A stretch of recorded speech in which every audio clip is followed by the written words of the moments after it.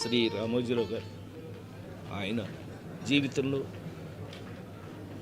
ఈ కంపెనీలోనే నేను హీరోని అయ్యాను, ఉషాకిరణ్ మూవీస్లోని.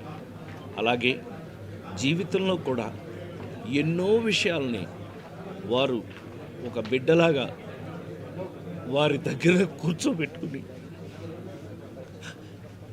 నాకు ఎన్నో విషయాలు నేర్పారు. వారు రిపీటెడ్గా అనేక సార్లు చెప్పిన ఒకే మాట,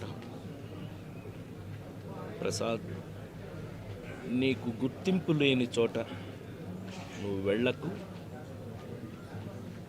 నిన్ను ప్రేమించిన చోటకే నువ్వు వెళ్ళు అని ఎక్కువసార్లు చెప్పేవారు. అయ్యా అలాగండి, తప్పకుండా. ఈ రోజున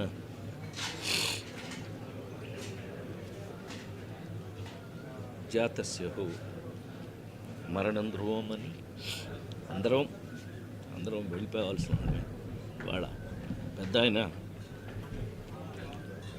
ప్రేమగా పెద్ద ఆయన అని పిలుచుకునే శ్రీ రామోజీరావు గారు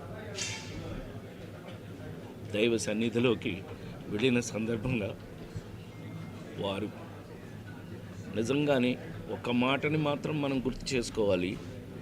అంతటి మహానుభావుడు ఈ దరిద్రపు చెత్త రాజకీయాల వల్ల చివరికి మన క్షోభ అనుభవించి వెళ్ళారు.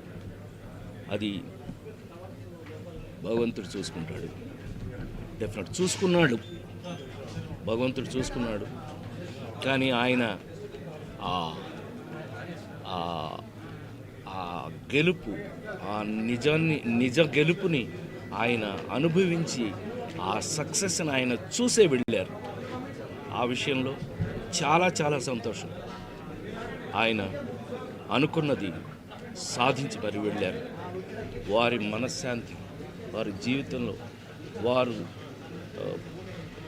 ప్రపంచం బతికున్నంత వరకు కొంతమంది బ్రతుకుంటారు, అందులో శ్రీ రామోజీరావు గారు ఒకరు. అది ఒక చరిత్ర.